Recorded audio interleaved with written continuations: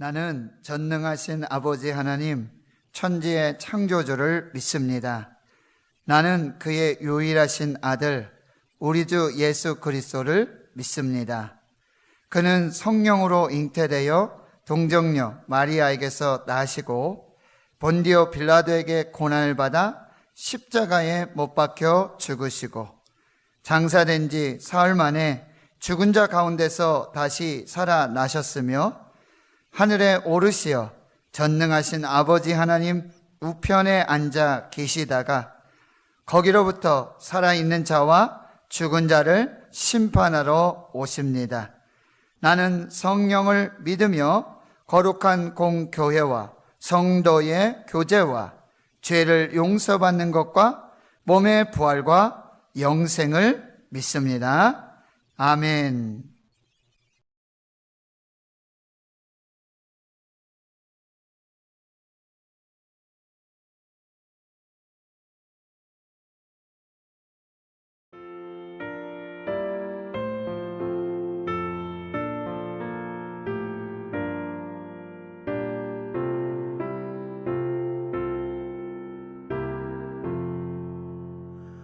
하나님 사랑은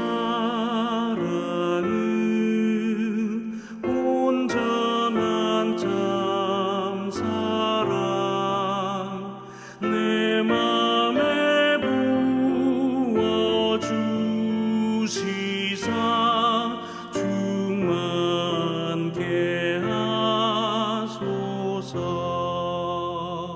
내 주님 참 사랑 햇빛과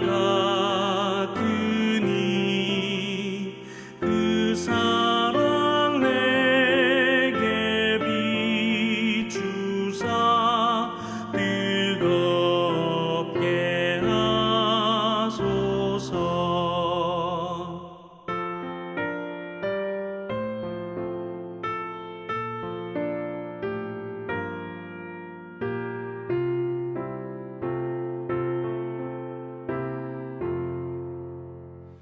그 사랑 앞에는 풍파도 그치며 어두운 밤도 환하니 그 힘이 크도다.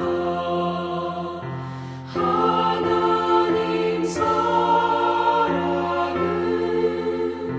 온전한 참 사랑 내 맘과 영에 채우사 새 힘을 주소서. 아멘.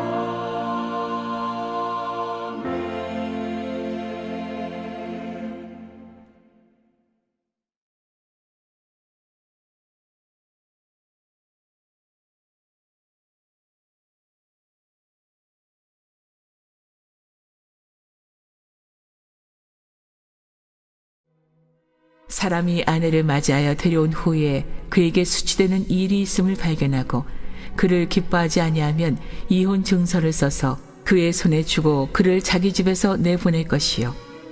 그 여자는 그의 집에서 나가서 다른 사람의 아내가 되려니와 그의 둘째 남편도 그를 미워하여 이혼 증서를 써서 그의 손에 주고 그를 자기 집에서 내보냈거나 또는 그를 아내로 맞이한 둘째 남편이 죽었다 하자 그 여자는 이미 몸을 더럽혔은즉 그를 내보낸 첫 남편이 그를 다시 아내로 맞이하지 말지니 이 일은 여호와 앞에 가증한 것이라.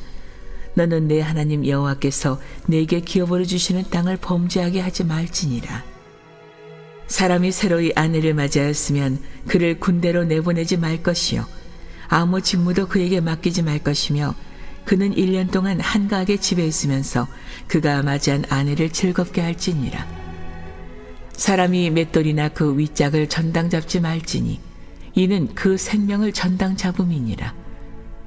사람이 자기 형제 곧 이스라엘 자손 중 한 사람을 유인하여 종으로 삼거나 판 것이 발견되면 그 유인한 자를 죽일지니 이같이 하여 너희 중에서 악을 제할지니라.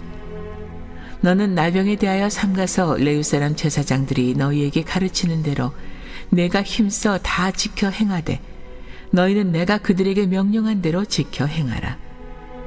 너희는 애굽에서 나오는 길에서 내 하나님 여호와께서 미리암에게 행하신 일을 기억할지니라.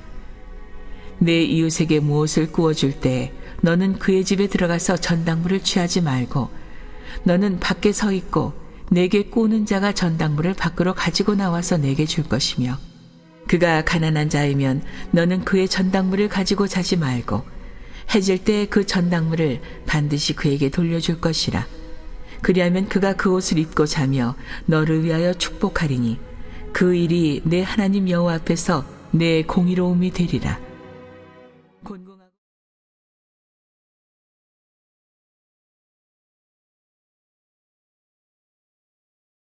사랑하는 성도 여러분, 행복하십시오.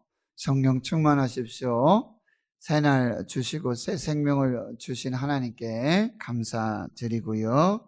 이제 계속해서 하나님께서 자신께서 창조하시고 구원하시고 복 주시기 원하시는 하나님의 나라, 하나님의 백성, 언약 백성에게 하나님께서 계속해서 계명과 또 규례와 율례와 법도를 말씀해 주십니다. 하나님이 주신 계명은 십계명으로 대표될 수 있고요. 그 외에 많은 부속 계명들과 규례와 율례와 법도가 있음을 볼 수 있습니다. 그런데요, 이 하나님의 법에는 바로 하나님의 마음이 담겨져 있다는 거예요. 우리나라에도 여러 법이 있지 않습니까? 그 법에는 그 법의 정신이 들어가 있어요. 그런데 하나님께서 창조하시고 하나님께서 구원하시고 하나님이 친히 하나님이 되시고 그의 백성들은 하나님의 자녀가 되고 제사장 나라가 되고 거룩한 백성이 된 이 언약 백성에게 주신 하나님의 계명에는 율례와 규례와 법도에는 하나님의 마음이 들어있어요. 그것이 무엇입니까? 사랑입니다.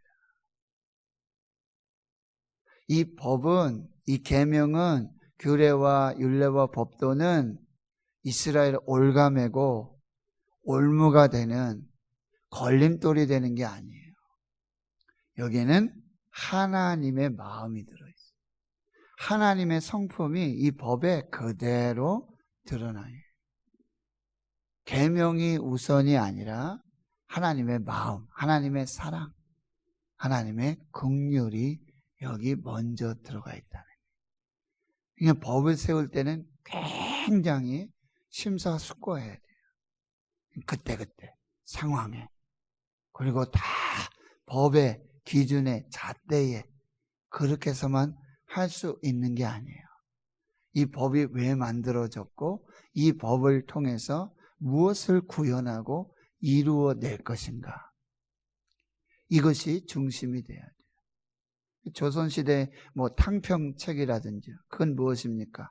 인재를 골고루 등용한 사색당파, 막 이리 갈라지고 저리 갈라지고 내 편 싸우고 하니까 탕평, 모두가 공평하게 실력에 따라서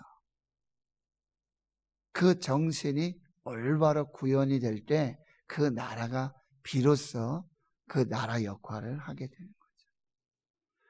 하나님께서 이렇게 너무너무 자세하게 아주 이런 것까지 얘기하시는가? 근데 말씀을 제가 보면 신명기 얼마나 딱딱합니까? 이 법은 이렇고 이렇게 지켜야 되고 이렇게 안 지키면 안 되고 참 지루하지 않습니까? 모세 신명기 전체가 모세의 세 편의 설교예요. 그런데 이 세 편의 설교는 뭐냐면 하나님이 주신 규례, 계명, 법도 이거를 다시 설명해 주는 거예요. 참 지루하고 어떻게 보면 답답하고 반복되고요. 그 말씀이 그 말씀이고 했던 얘기 또 하고요. 그런데요, 요즘 신명기 말씀을 보면서 하나님이 참으로 자상하시다. 참 사랑이 많으시다. 그 하나님의 마음. 어찌하든지 이 약속의 땅, 하나님이 베풀어 주신 은혜, 생명, 복을 이들이 받을 수 있도록, 누릴 수 있도록 거기서 자자손손이 하나님의 나라를 세우고 정말 구별된 다른 이방 나라, 다른 모든 민족, 모든 나라 중에서 특별히 선택하시고 구원하신 하나님의 나라, 하나님의 백성, 하나님 섬기면서 하나님의 법을 따라 사는 이 하나님의 백성은 이런 복을 받고 이런 복을 누리며 이렇게 생명을 살고 이렇게 참 모든 나라, 모든 민족, 모든 사람들 가운데 그렇게 구별된 내 백성, 내가 택한 백성, 내가 사랑한 백성, 내가 구원한 백성, 너희는 그런 사람들이야. 이게 하나님의 마음이에요. 하나님의 뜻, 하나님의 성품이 여기에 탁 들어가요. 그러니까 뭐예요? 이 법을 지키면서, 이 계명을 지키면서, 이 규례를 지키면서 그 하나님이 주신 그 본래의 그 마음, 그 성품, 그 사랑, 긍휼, 자비, 그거를 받으면서 또 그것을 실천하고 행하면서 하나님의 백성은 떡으로 사는 백성이 아니라 하나님의 입으로부터 나오는 모든 말씀으로 사는 백성이다. 난 하나님의 백성이야. 이 놀라운 이 메시지를 여러분이 같이 이렇게 읽고 묵상하셨으면 좋겠어요. 이게 신명기예요. 오늘 말씀은 긍휼히 여기는 자는 복이 있나니. 긍휼히 여기는 자는 복이 있나니. 오늘 이 법에서 이 규례, 이 명령, 이 계명에서 하나님께서 계속해서 말씀하시는 것은 약한 자를 보호하라. 약한 자를 보호하고 가난한 자들을 긍휼히 여겨라. 이것이 이제 핵심이 되는데요. 1절에서 4절까지 말씀해 보면은 여러분 특별히 여기 지금 결혼, 그리고 이혼, 재혼 이 부분이 말씀되어져 있는데요. 마태복음 여러분 19장의 말씀을 잘 한번 살펴보셔야 돼요. 거기 바리새인이 와가지고 예수님을 시험하려고 이렇게 말해요. 예수님, 이혼을 하려면 어떻게 해야 됩니까? 이혼할 사유가 무엇입니까? 그때 예수님이 말해요. 하나님이 남자와 여자를 창조하셨고 그리고 부모를 떠나서 가정을 이루라고. 그런데 하나님께서 이 결혼 그리고 가정 이 핵심은 뭐냐면 하나님이 짝지어 주신 것을 사람은 나눌 수가 없다. 이게 핵심이에요. 하나님이 짝지어 주신 것을 사람은 결코 나눌 수가 없다. 그런데 너희 마음의 완악함을 보고 모세가 이혼 증서를 써주도록 했다. 그건 하나님의 뜻이 아니야. 하나님의 마음이 아니야. 너희들의 완악함이야. 너희 마음의 완악함이야. 그걸 마치 하나님께서 허락하신 것처럼. 여러분 여기 결혼제도, 또 이혼제도, 그리고 재혼의 제도 이거를 뭐요? 악용하지 말라는 것이에요. 특별히 당시에 취약계층, 약한 계층 누굽니까? 여자예요. 여기에서 지금 이혼을 요구하고 그 주체가 되는 사람이 누구예요? 남편이죠. 남자예요. 남자가 이 아내를 기뻐하지 않고 그리고 이 아내에게서 수치되는 일들, 그게 뭔지는 구체적으로 나와 있지 않지만 이 여자에게, 이 아내에게 뭐예요? 불평이 있는 거예요. 불만이 있는 거예요. 그래서 이 남자는 자기가 그 수치되는 일을 자기가 규정하고 자기가 발견하고 자기가 정해서 자기 마음대로 할 수 있어요.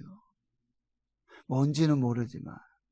왜요? 여자는 약한 사람이고 취약계층 이 사람. 그래서 뭐예요? 이혼 증서 씁시다 하고 아내를 버리는 거예요. 그런데 이 이혼 증서가 있으면 이제 자유하게 되고 다른 남자와 재혼할 수 있는 길이 열려져요. 그런데 여러분 재혼했어요. 그런데 또 그 남편이 역시 이 아내를 기뻐하지 않아요. 뭔 일인지 몰라요.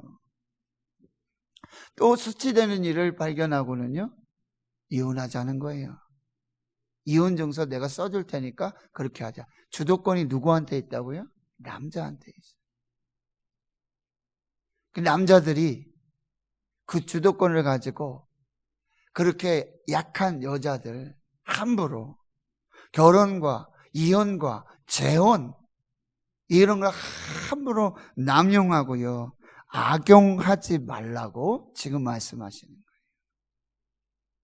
그리하면 이게 여호와 앞에서 뭐예요? 가증하는 거예요. 요즘 우리 시대 세태 똑같지 않습니까? 요즘 코로나19가 있으니까 사람들이 밖으로 못 나가잖아요. 그죠? 남편도 직장 재택근무하고 그러니까 여러분 오히려 지금 부부싸움이 그렇게 일어난대. 예? 그리고 막 명절 때 이럴 때 끝나고 나면은 이혼 소송이 그렇게 많고. 이게 지금 상황이에요. 그걸 악용해서 남용해서 그렇게 가정이 파탄되고 부부관계가 파탄되고 이걸 하나님께서 원하시지 않는 거예요. 그리고 이 일들로 내 하나님께서 기업으로 주시는 이 땅, 적과 꿀이오는 땅, 기업으로 주신, 약속으로 주신 이 땅, 너희가 이 남용으로 오용하고 이 일로 그 땅을 더럽히지 말라. 이건 이미 가나안의 문화가 이렇다는 거예요. 이미 이 가나안 땅의 문화가, 결혼 제도가, 결혼 문화가 이미 마음에 안 들면 막 기뻐하지 않고 조금이라도 흠이 있거나 좀 결핍이 있고 연약함이 있으면 그냥 결혼했다가 이혼했다가 재혼했다가 했다, 이게 그냥 일상이에요. 그 가나안의 결혼제도 너희는 그렇게 살면 안 돼. 너희 백성은 내가 택한, 내가 창조한, 내가 구원한, 내가 복주고 내가 함께하는 너희들은 그렇게 살면 안 된다. 그건 복이 아니에요. 은혜가 아니에요. 그것을 하나님께서 지금 말씀해 주고 있는 거예요. 그래서 5절에 보면 이제 아내를 새롭게 맞이하면, 결혼하면 그 남자는, 이거 앞에서 살펴봤죠? 군대 보내지 않고 어떤 직무도 그에게 맡기지 말고 1년 동안 한가하게 집에 있으며 그가 맞이한 아내를 즐겁게 하라. 이렇게 하나님께서 가난한 자들, 약자들을 돌볼 것을, 이 여자들을 돌봐줄 것을 분명히 말씀해요. 하나님은 고아와 과부의 재판장이 되신다 그랬어요. 이 약한 자들을 돌보고 사랑하고 섬겨야 한다, 이렇게 말씀하고 있어요. 그리고 6절에 보면요, 사람이 맷돌이나 그 윗짝을 전당 잡지 말지니 이는 그 생명을 전당 잡음이라. 이제 가난한 자들을 어떻게 긍휼히 여길 것인가. 여러분, 맷돌은 윗짝과 아랫짝이 이렇게 연결되어 있잖아요. 그런데 그 중에 윗짝이 없든지 아랫짝이 없으면 맷돌이 아무 의미가 없지 않습니까? 이 의미는 무엇이냐면 생활 필수품, 그게 없으면은 여러분 곡식을 갈 수도 없고 빵을 만들 수가 없어요. 빵이 없으면 어떻게 해요? 죽지요. 생계수단을 볼모로 잡아서 전당 잡아가지고 그렇게 해서 가난한 자들을 그렇게 악하게 대하지 말라는 거예요. 그것은 곧 뭐예요? 그 생명을 전당 잡고 있다라고 하는 거예요. 생명은 누가 주관하십니까? 하나님께 있잖아요. 그걸 자기 임의대로. 이건 절대 하나님의 마음이 아니고 하나님의 법이 아니라는 말씀입니다. 7절에서 또 여러분 보시면은 사람이 자기 형제, 여기 자기 형제 이스라엘 사람 중 한 사람을 유인해. 이거 유인은 뭐냐면 유괴하고 납치하는 것을 말합니다. 그래서 종으로 삼거나 종으로 팔아버리게 됩니다. 이것 역시 절대로 용납해서는 안 돼. 이거 하나님 앞에서 악이 된다고 하나님 말씀해 주고 있는 것입니다. 8절에 보면 나병 환자. 여러분, 나병은 제가 레위기를 할 때도 말씀드렸지만 지금 말하는 그냥 한센병, 나병 이렇게 딱 규정하기보다는 이 나병은 뭐냐면 악한 피부 전염병을 말해요. 고질적인 아주 악한 그런 피부 전염병을 의미하는 것이 더 맞아요. 악성 피부병입니다. 그런데 이 나병에 걸리게 되면 반드시 레위 사람 제사장들, 그때 이 레위 사람 제사장들은 이 나병을 진찰하고 진단하고 그리고 조치를 해요. 처방을 내리고 그리고 나중에는 완치 판정을 내요. 이 나병 악성 피부병은 격리 조치시킵니다. 지금 코로나19도 그렇게 되는 경우가 많은데 이 격리 조치시켜 일주일을 격리시키고 제사장이 이제 마지막 이 판단을 해서 더 이상 퍼지지 않고 더 깊어지지 않으면은 완치 판정을 내리고 다시 복귀시키는 그 일들. 여러분, 이 악성 피부병 이거에 걸려가지고 뭐예요? 집을 떠나고요. 아내도 떠나고 남편도 떠나고 가족을 떠나고 공동체를 떠나서 밖에 가 있어야 돼요. 외롭고 고독하고 소외돼요. 그런데 여기 부속 설명으로 어떤 표현을 쓰냐면 9절에 애굽에서 나오는 길에 광야길에서 이 미리암 무슨 사건이냐면 이 모세가 구스 여인을 취해요. 애굽에 이 흑인 여인을 아내로 취하는 거예요. 그러니까 미리암이 그의 누이 모세의 누이 미리암이 비방을 하면서 어떻게 그래서 있느냐 이제 막 비방을 합니다. 근데 하나님이 그거를 그 리더십 그 모세의 권위에 비방하고 지도자를 비방 이거 하나님 기뻐하시지 않아요. 그래서 하나님이 뭐예요? 미리암에게 나병을 줘요. 그 공동체에 있을 수 없는 거예요. 격리돼요. 실제로. 그런데 모세는 어때요? 그렇게 비방하고 그러는 그 미리암을 위해서 기도합니다. 중보기도 하고 축복기도 해요. 그리고 일주일 동안 진 밖에 있도록 하고. 그런데 하나님 그때 어떤 일이 일어나죠? 일주일 동안 이 사람 진 밖에 있는데 이스라엘은 어때요? 구름 기둥 올라가면은 움직이면은 움직여야 되잖아요.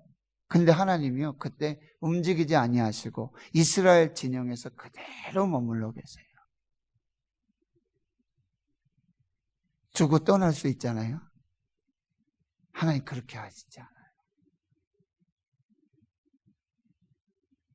병든 자들, 환우들, 이 연약한 사람들 절대 포기하지 않고 그렇게 소외시키지 않는다라는 것을 또 보여주고 있다라고 하는 것입니다. 또한 지도자, 모세의 권위, 이 리더십을 존중하고 인정하시는 그 모습을 볼 수 있습니다. 여러분 마지막 이제 10절에서부터 13절에 보면은 내 이웃에게 무엇을 구워줄 때 너는 그의 집에 들어가서 전당물 취하지 말고 너는 밖에 서 있고 내게 꾸는 자가 전당물을 밖으로 가지고 나와서 내게 줄 것이며. 여기 보세요. 여기 뭘 꾼다는 건 이거는 굉장히 가난해졌다라고 하는 거예요.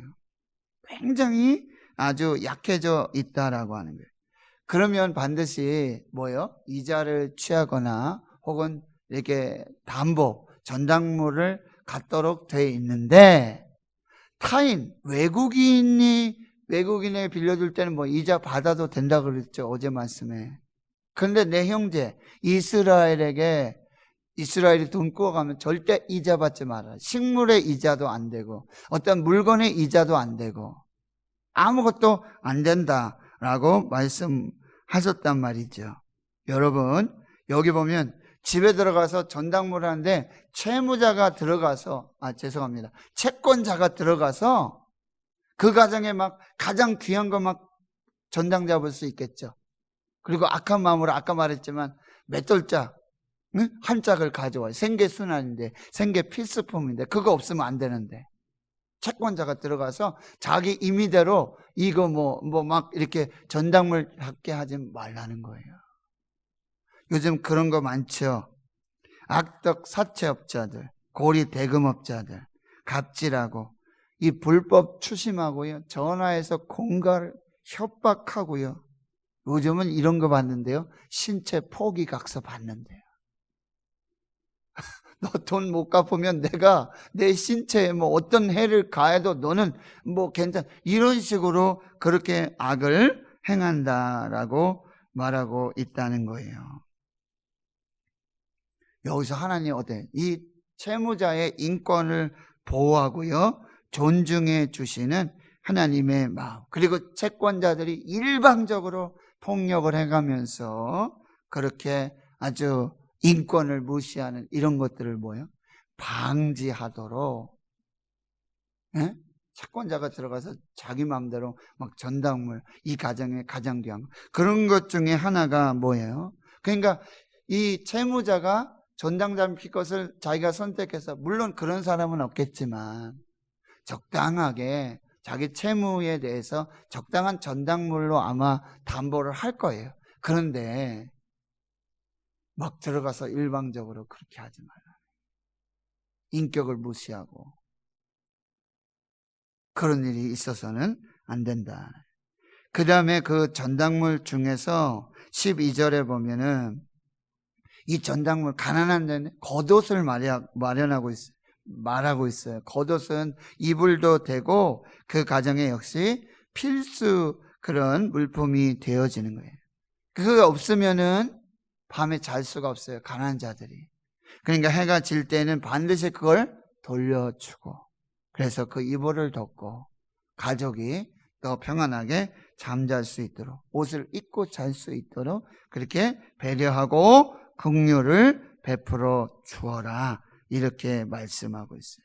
그러면 이제 13절에 하반절에 가보면 너를 위하여 그리하면 그가 그 옷을 입고 자며 너를 위하여 축복할 것이고, 그리고 그 일이 내 하나님 앞에서 내 공의로움이 될 것이다 라고 말씀해 주고 있습니다. 여러분, 가난한 자들, 약한 자들 긍휼히 여기고, 이 긍휼, 자비, 사랑, 이거 하나님의 마음이라고 그랬죠? 하나님의 법을 행하면서 그 법을 만드신 하나님의 성품, 하나님의 마음대로 그렇게 긍휼을 베풀고 사랑을 베풀며 인애를 베풀며 그들 품어주고 안아주고 섬겨주는 그 사람에게는 반드시 내가 상을 줄 것이다. 내가 갚아줄게. 내가 복을 줄게. 이렇게 말씀하고 있는 것입니다. 마태복음 5장의 산상수훈 7절의 말씀. 긍휼히 여기는 자는 복이 있나니 그들이 긍휼히 여김을 받을 것이요. 야고보서 2장 13절. 긍휼을 행하지 아니하는 자에게는 긍휼 없는 심판이 있으리라. 긍휼을 행하지 않는 자에게는 긍휼 없는 심판이 하나님으로부터 임하게 된다. 긍휼은 심판을 이기고 자랑하느니라. 잠언 21장 13절. 귀를 막고 가난한 자가 부르짖는 소리를 듣지 아니하며, 귀를 막고 가난한 자가 부르짖는 소리를 듣지 아니하면, 자기가 부르짖을 때에도 누구에게 부르짖어요? 하나님께 부르짖고 사람들에게 부르짖어도 들을 자가 없으리라. 하나님은 다 보시고 다 아시고 다 들으십니다. 하나님의 법은 결코 올가미가 아니에요. 우리를 제한시키고 제약하는 게 아니에요. 여기서 여러분 이 계명에서, 이 율법에서, 규례와 법도에서 하나님을 보셔야 돼요. 하나님의 마음, 하나님의 사랑, 그 긍휼, 그리고 그 말씀대로 행하며 하나님의 선한 은혜, 역사를 이루며 복을 받고 이 땅에서 장수하고 자녀들을 잘 되고 모든 삶에 하나님의 복 주시는 그 은혜를 누리시는 귀한 역사가 있기를 주의 이름으로 축원합니다. 하나님 감사합니다. 가난한 자들, 또 약한 자들 보호하고 또 긍휼히 여기며 저들을 사랑하라고 말씀하십니다. 하나님에 대한 사랑이 이웃에 대한 사랑으로, 공의와 사랑으로, 긍휼로 그대로 나타나고 베풀어지기를 원하시는 하나님, 우리에게 주신 계명과 규례와 율례와 법도 시간시간 하나님의 마음이 어떠하고 하나님의 성품이 어떠한지, 하나님 창조하시고 구원하시고 택하시고 하나님의 백성 삼으시고 하나님의 자녀 삼으신 이스라엘, 약속의 땅, 그 땅에서 잘되고 번성하며 자자손손 하나님의 복을 받고 복을 누리며 생명을 살기를 원하시는 그 하나님, 그 마음, 그 법의 정신을 우리가 바로 알고 이 땅에서 우리가 그 법을, 그 사랑을 이루어가는 복된 주의 백성들이 되게 하여 주시옵소서.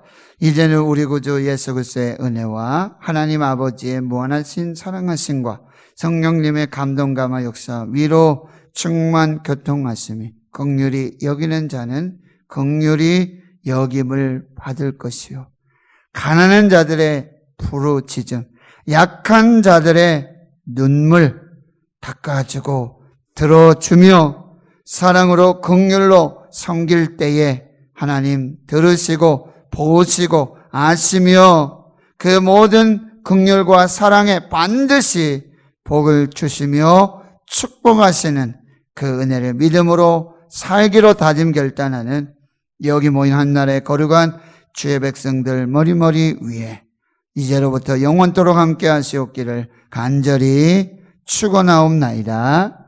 아멘.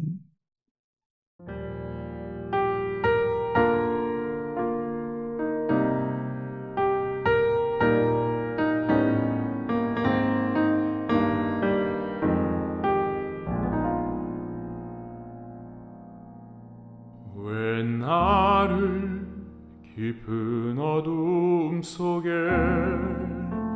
홀로 두시는지, 어두운 밤은 왜 그리 길었는지,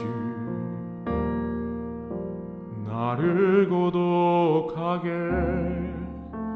나를 낮아지게 세상 어디도 기댈 곳이 없게 하셨네.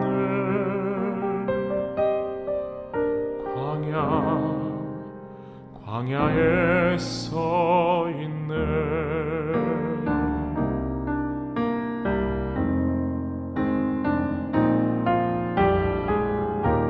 주님만 내 도움이 되시고 주님만 내 빛이 되시는 주님만 내 친구 되시는 광야 주님 손 놓고는 단 하루도 살 수 없는 곳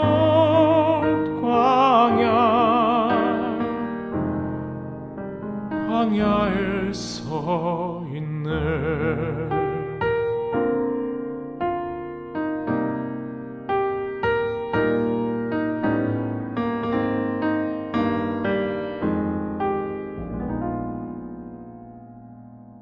왜 나를 깊은 어둠 속에 홀로 두시는지 어두운 밤은 왜 그리 길었는지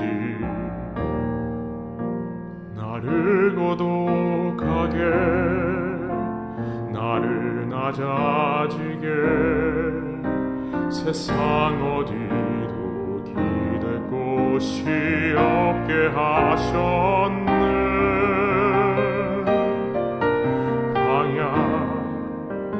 광야에 서 있네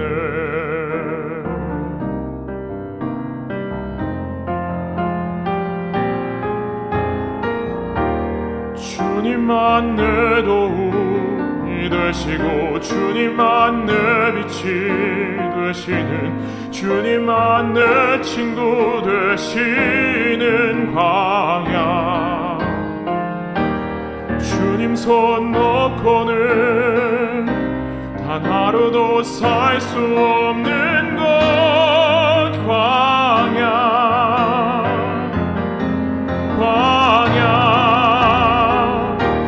주께서 나를 사용하시려 나를 더 정결케 하시려 나를 택하여 보내신 그곳 광야 성령이 내 영을 다시 태어나게 하는 곳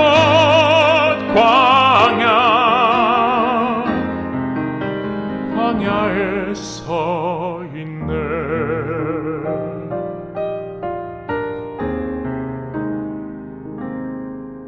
내 자가 산산이 깨지고 높아지려 했던 내 꿈들도 주님 앞에 내려놓고 오직 주님 뜻만 이루어지기를 나를 통해 주님 만들어 나시